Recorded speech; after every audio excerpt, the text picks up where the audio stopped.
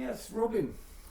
I think he came from the same place as me. The Beatles, Cream and Hendrix. It's interesting when you listen to music and you never really realise what's going to influence you as you travel on that journey. So I suppose the Beatles, it began with the Beatles, and then you sort of move onwards to Cream and Hendrix, and you always end up thinking, oh, which were the bits that were the best? And I think the Beatles just did so much. I mean, anyone who can listen to Rubber Soul and Sgt. Pepper now, they realise they're just great albums. Yeah. They're just quality. And then you know, Disraeli Gears is still up there. All the Hendrix music is still up there. And I came very close to going to the Isle of Wight festival where Hendrix headlined, but I didn't make it. And it was always a massive regret. I was in hospital at the time, so I didn't have much choice. But it was a huge regret that I didn't go and see Hendrix at the Isle of Wight. I wished I'd have seen that. And I think, the music just... First gig I ever really went to was the Pink Floyd. It was the Pink Floyd in Blackpool, in the Winter Gardens. And there used to be a project called the Blackpool Technical College Arts Ball. And the first real band, I suppose, I went to see, I was just sat there thinking, this is amazing, this is something else. But you don't realise at that time how much of a massive influence music will be on your life. You've no idea. You just go, this is all right, I'm enjoying this, and this band are great. And then I went to Manchester and saw 10 years after, and Jethro Tull in a cellar in Manchester, and then saw the Nice and Van der Graaf Generator and Genesis with Peter Gabriel in a bar which held about 150 people. And then years later I found myself sat down with all the members of Genesis in different guises, you know, Phil Collins one-to-one or with the band, Mike and Tony and Peter Gabriel as well. Bizarre way that music leads us into things, and you never really think it's going to be an industry you can work in. I always thought, I'm going to be a civil servant. I'm not going to be work in the music industry. I'm not going to really love passionately what I do. I'm just going to do my job 9 to 5, and then I'll just see how it goes. Yeah. And Fleetwood Mac and Brinsley Schwartz had allowed the Gardens in Sleepy Lytham. It didn't start with Fleetwood Mac and Brinsley Schwartz. It started with Amazing Blondell in a church. A friend of mine said, do you want to get involved in this music? And I went, oh, that sounds good fun, you know. So we booked all these bands and had no venues. So we ended up with a tennis club and a church. And it just worked. And then we booked Fleetwood Mac through a friend of mine and went on to book Curved Air at the same venue. Brinsley Schwartz turned up because we should have had somebody else. I think it was Barclay James Harvest. And what happened was Brinsley Schwartz turned up with Nick Lowe.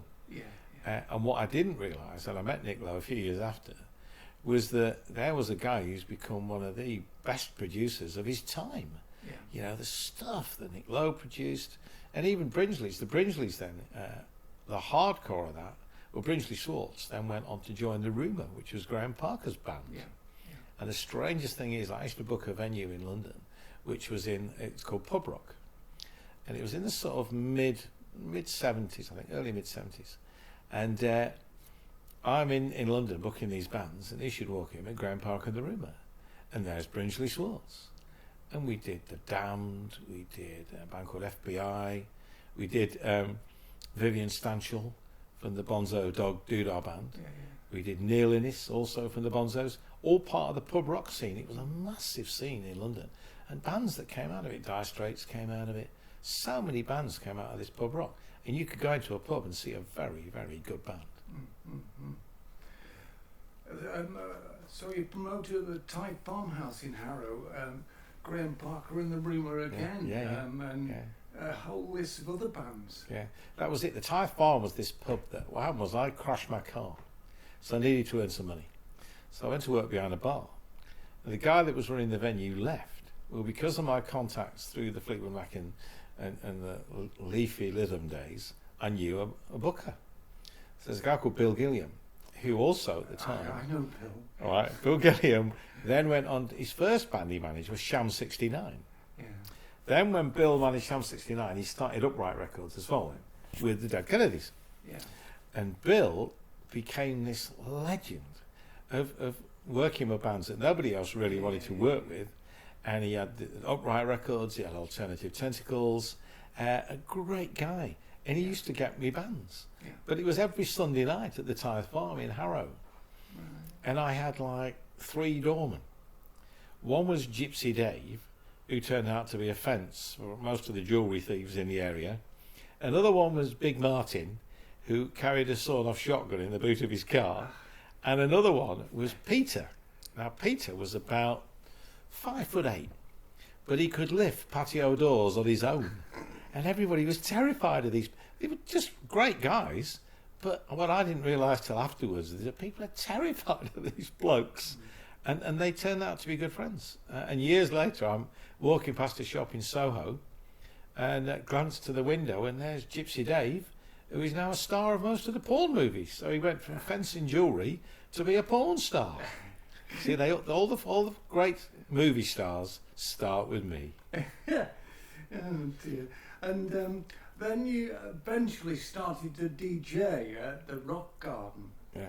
Well, I bought some equipment because the DJ I was working with at the Tithe Farm House decided he was going to put the money up. So it was going from £15 to £17, which I thought was a bit steep.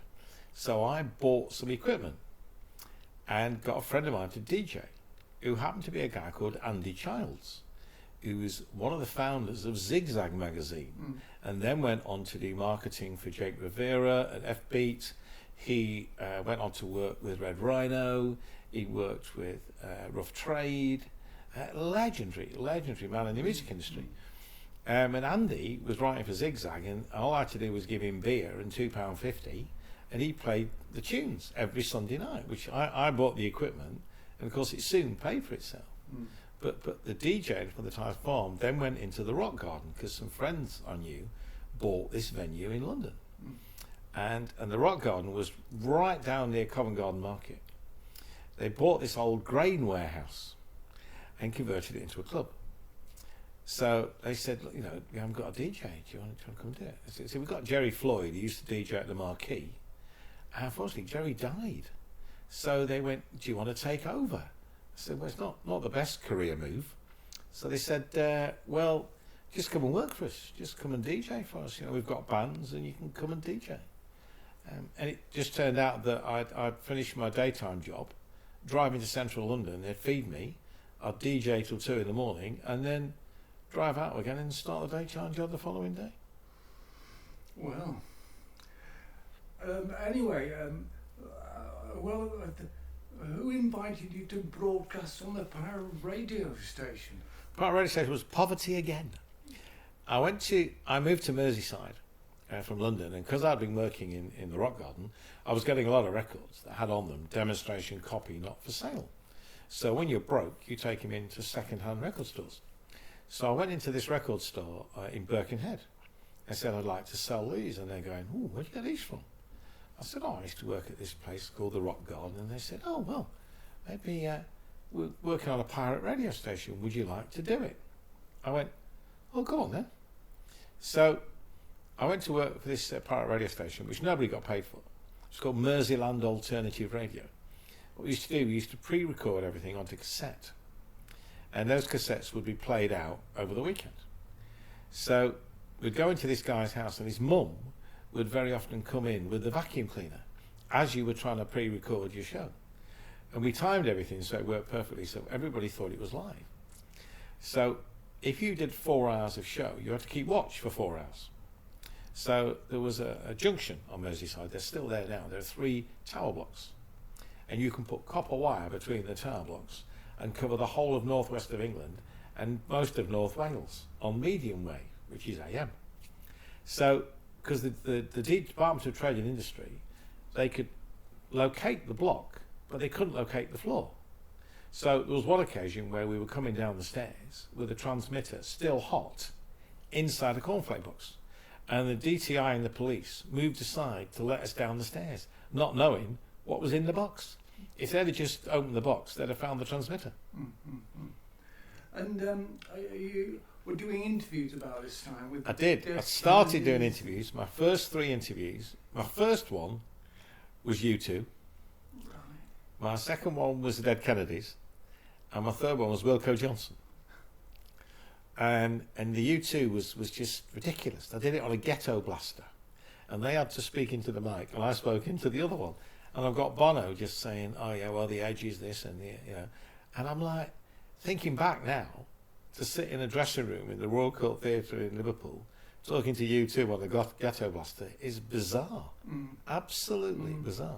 And what was great about them, and has always impressed me with them, okay, these days they get slated a bit for having so much money and buying hotels, but they said, look, they said, you've got 10 minutes, they said, because there's some fans outside who've been following us around, and they've been sleeping under the bus, and we want to go and say hello to them.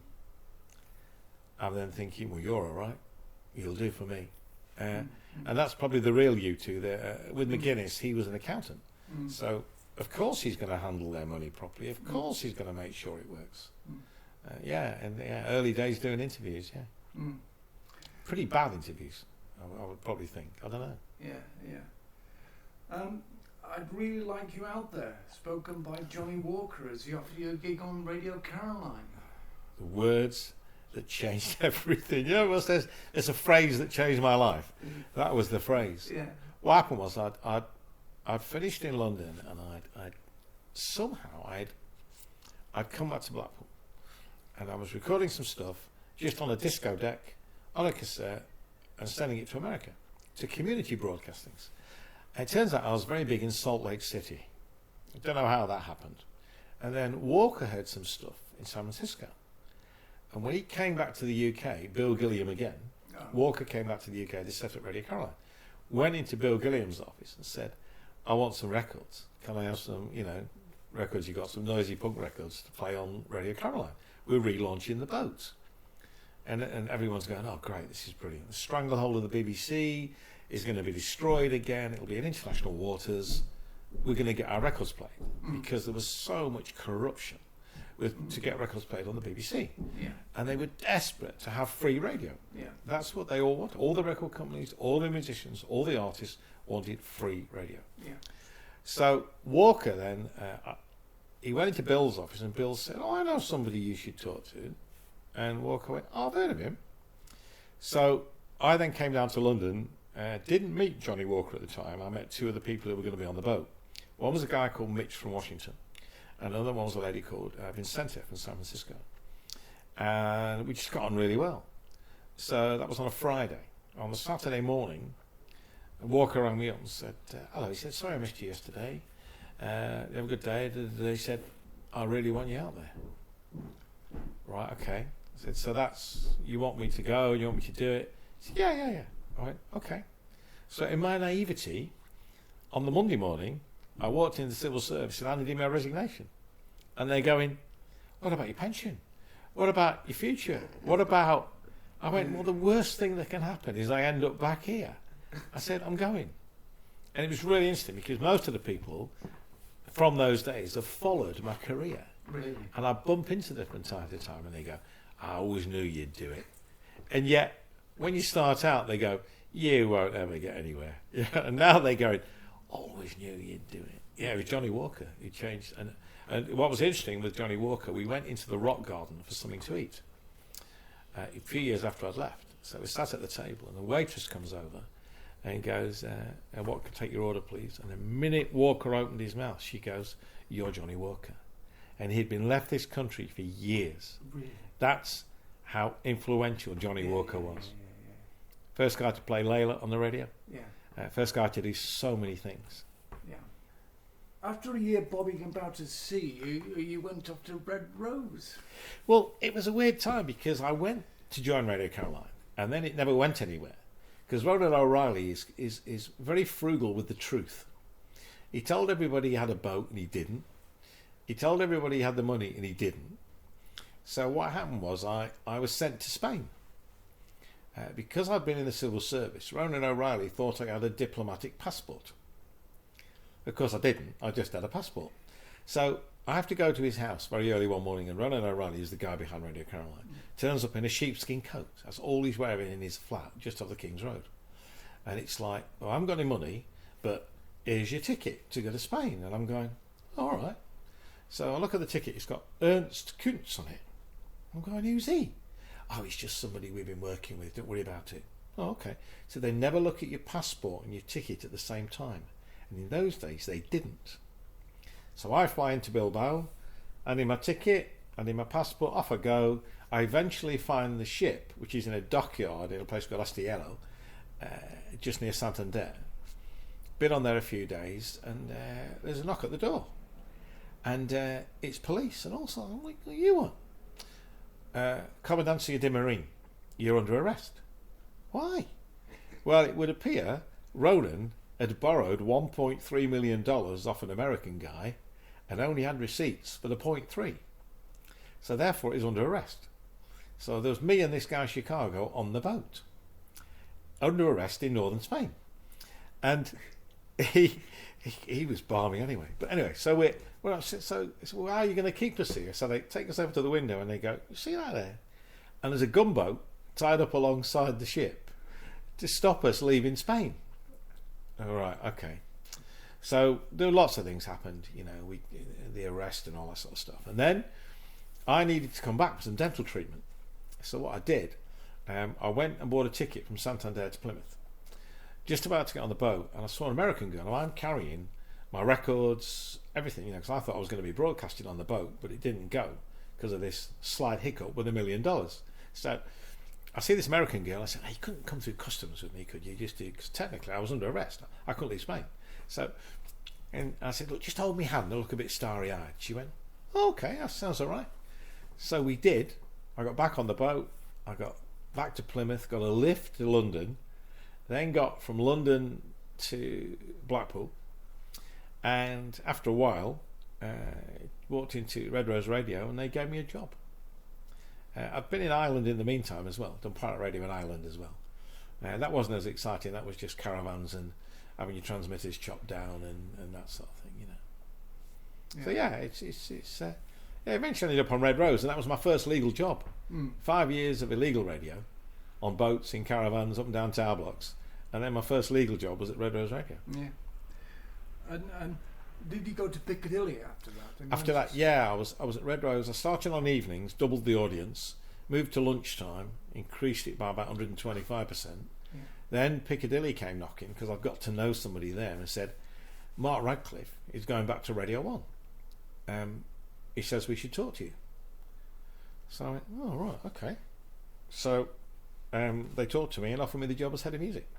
So I then moved to Piccadilly as head of music and set up Key 103. So I did all the music in the early sessions and all that stuff on Key 103 in Piccadilly. And how long were you at Piccadilly? I was there for about 3 years. Really? So it was quite exciting times because it was as Manchester was breaking. So a lot of the interesting bands were coming through. And the first interview we ever did was on FM, because then the radio stations were both on AM and FM, was Simply Red. We split frequency and Simply Red all came in. And about a week before that, I'd played some Terence Trent D'Arby. I said, oh, by the way, this is the guy that's going to blow Simply Red off stage. They heard it. So I'm interviewing them, and they're going, yeah, some bloke, well, I don't know what you're talking about, mate. I'm not, just sidestepped very quickly. Yeah. But then, then Simply Red gave me one of the very, very first interviews. Yeah. And turned out to be a massive band. And where is Terence Trent D'Arby? Yeah. Nowhere to be seen. Yeah. And then Radio, the UK's first satellite. That was a bit weird because I'd moved. Piccadilly Key 103 was taken over, and I didn't really like the people who were taking it over. They were a bit shady. They weren't broadcasters. It was all about the money, which I know commercial radio's got to be. But you have to make great programs to get people to listen, to make money. They didn't get that. They were all about money. So I moved to London to a satellite. It was the UK's first satellite radio station. So it's based in London, and it would broadcast overnight from 10 at night till 6 in the morning to about 45 UK radio stations, which was a big deal at the time. Yeah. And it was a lot of fun, even though you had to throw your days upside down. Yeah. I didn't do that many shows. I was music programming all of it. Yeah. And then I did some shows. But it was good fun. And March of Sound. After Radio, I sort of left and set up my own production company and started doing the interviews. Then it's really weird in radio. You just get a phone call. So I got a phone call. I said, so here in North Wales, somebody I knew, Ray, said, do you want to come do some shows? I said, oh, go on then.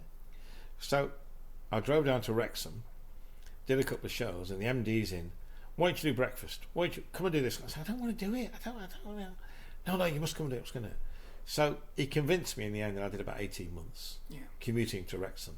And you get very tired.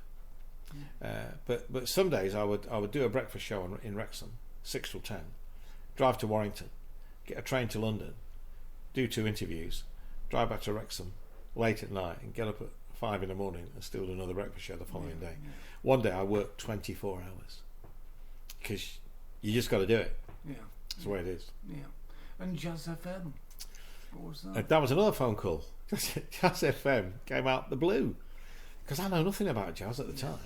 I knew absolutely nothing, but I did it because I just wanted. It's a regional radio station, so it's quite a big deal. So I go to Jazz FM again, get the phone call, will you come and do something? I'll go and do it, start doing some weekends, then some more. Then I end up doing afternoon drive. And also at the same time I was doing my interviews. That was a lot easier with Manchester because it was an easy commute. I could get on a train and go to London very easily. So with the interviews it just worked really well. Yeah. Jazz FM. So I did 5 years at Jazz. Did you? And again had a big audience.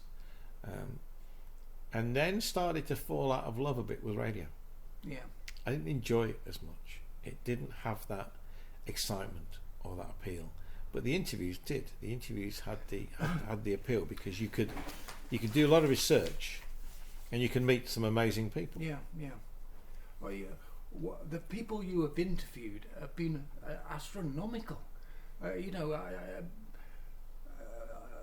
Bryan Allen, Brian Ferry, Cher. Yeah, it was an interesting time, to say the least. It got to one point, where the phone would ring, and it would be, "What are you doing Friday?" I went, "Well, I don't know. Why? What's on?" Well, if you go to Manchester Airport, there'll be a ticket waiting for you, and if you fly to Zurich, then a driver will pick you up, and you'll be talking to Phil Collins for an hour. Oh, okay. And it got that ridiculous in that at one stage I was working for every major record company, some publishers and some film companies, and it got just so big. It was crazy. But the deal was that they could trust me. So if they're flying you all around the world to do interviews, they have to trust you. They fly you business class to Scottsdale, Arizona, which is where Stevie Nicks lives. Yeah. And that's quite a long flight. It's quite expensive. They put you up in a very expensive hotel, and you've got to get it right. You've got 30 to 40 minutes to get it right. Yeah. If you get it wrong, you might not work again. Yeah. So the pressure is huge. But you the key to it is to let them know that you've researched what they do.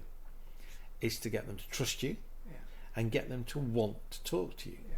And if you get them laughing as well, you're on a winner. You're on an absolute, and they'll tell you things that they weren't. I mean, Robbie Robertson told me that he was working on a project with Eric Clapton. The record company didn't know. Nobody knew. Really? And some of the things that comes out when you're talking to somebody in that one-to-one situation, regardless of who else is in the room, they just shut off. And you just sit as a one-to-one conversation. And the trick is to have some guide questions, produce it, and reply to their questions all at the same time. Yeah. If you can do those 3 things at the same time, you'll probably get a good interview. Yeah. And the Cliff Richard. Sir Cliff. Cliff Richard was interesting because he. I used to wear kicker shoes, right? And Cliff Richard had never seen black kickers. He'd seen the red and blue ones. I had a pair of black kicker shoes, and he went, "Light shoes? Where did you get them from?" So you end up talking about the most bizarre things. Yeah. I was talking to Diana Ross about kids and sleeping through the night, and it was just some of the things you talk about. Yeah. talk to Bryan Adams about cups of tea. And things, most of these people, they want to promote their product, they want to promote their album or their tour, or, they are promotional interviews. But if you can dig deeper, you get some fantastic quotes.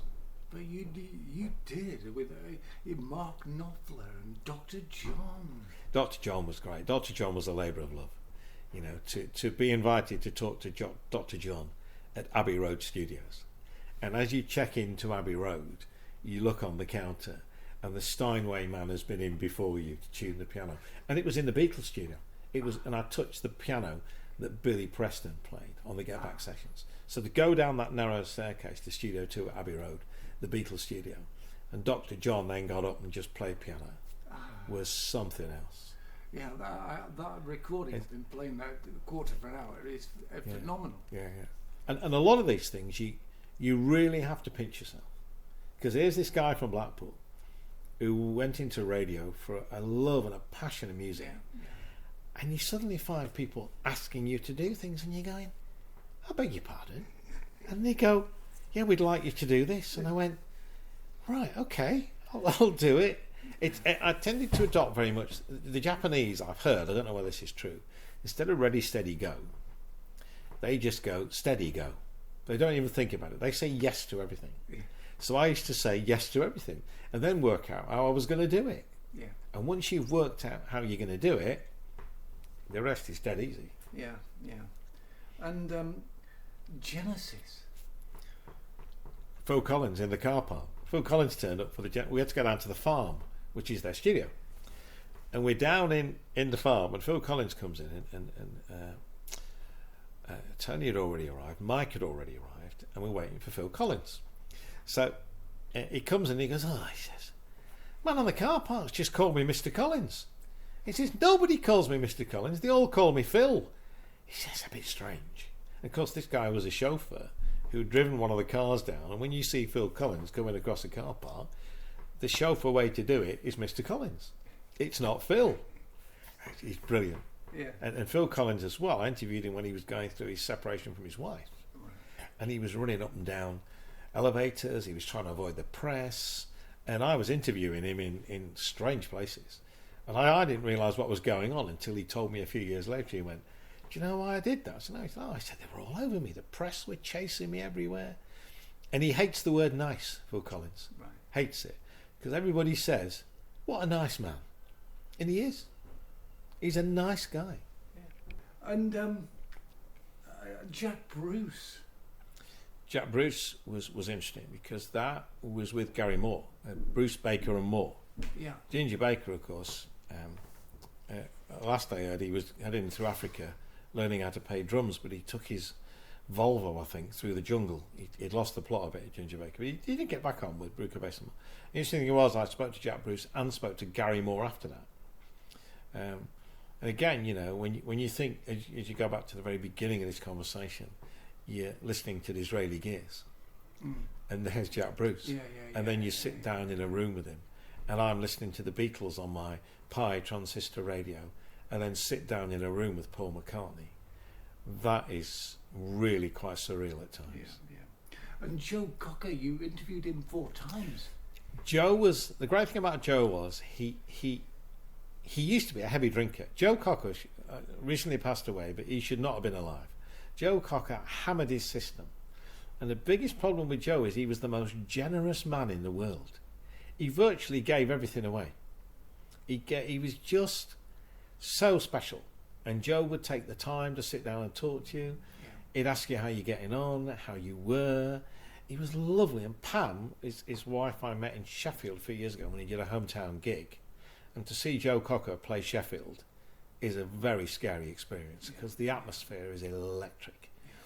And Joe was just, to me, Joe had one of the greatest R&B voices ever. People talk about, your Chuck Berrys, and they talk about Little Richard, but Joe Cocker.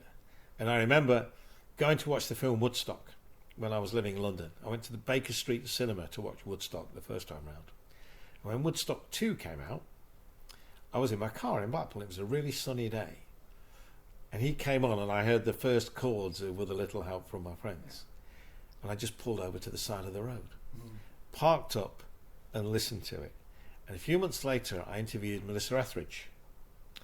And I was telling her the story, and she was talking about Joe, and because everyone was very, very fond of Joe Cocker, was talking about Joe, and I told her the story, and she went, "Do you know where I was?" And I went, "No, where were you?" She said, "I was stood at the side of the stage, and I did exactly the same as you. I didn't move either." And she was just, I mean, Melissa Etheridge, to me, is one of the great talents that has never broken through in this country. But Melissa Etheridge is special, wonderful lady. And you interviewed Meatloaf twice. Meatloaf was hilarious because Meatloaf is very opinionated, but that's what you've got to like about him. Yeah. And he, Bat Out of Hell 2 and one of the solo albums. He's still a character, but you don't know what to call him. You don't know whether to call him Meat or Mark. His real name. You don't know what to call him. So you just avoid his name all the way through it. And you just say, "Excuse me," and "Would you mind that?" You can't call him a name because you don't know what to call him. Yeah. And Peter Gabriel. Peter Gabriel was that was a labour of love. That was, I'm never going to get to talk to Peter Gabriel. It's never going to happen. And then I just get another phone call from the record company and go, "I'd like to come and talk to Peter Gabriel." Would I? Yeah. And he, because of all the things he's done with WOMAD, I mean, he's not just a musician. He's just done so much. Yeah. To sit down and talk to Peter Gabriel is a bit frightening. I don't think any of them have been frightening, though. Really. You're a bit nervous. No, I think McCartney the first time was a bit, To listen to you do all this, and I've heard all the interviews now. It's pretty phenomenal. Phenomenal stuff. The really interesting thing is it's very similar to what you do, as we've said before. Just because we live in a little seaside village in northwest England, it doesn't mean to say we can't do anything with our lives. Yeah. And there are great writers in probably cottages in North Wales. Yeah. There are great artists in Scotland. They're in Devon. I mean, you don't have to be in a city. Yeah. You can, if you get the opportunities, you can just have so much fun. And the mad thing is, you get paid for it. Yeah. That's the bit I don't quite understand. Most people would give their right arm to sit down and get Paul McCartney to make them a cup of tea. And you're like, okay. Honestly, it has been, it's been a journey. And the journey has been surreal. And I'm so blessed with everything I've had the opportunity to do. Really. It's just been an incredible experience. It's been a labour of love. It's been fantastic.